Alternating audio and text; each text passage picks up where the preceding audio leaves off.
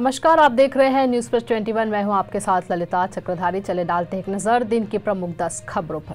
छत्तीसगढ़ में फिर 10 ट्रेनें कैंसिल, 4 बीच में समाप्त, 7 के बदले गए रूट। गुरुग्राम में भाजपा नेता सुखबीर की हत्या में शामिल शूटर गिरफ्तार। निक किर्गियोस ने वर्ल्ड नंबर 1 डेनियल मेदवेदेव को हराकर क्वार्टर फाइनल में जगह बनाई।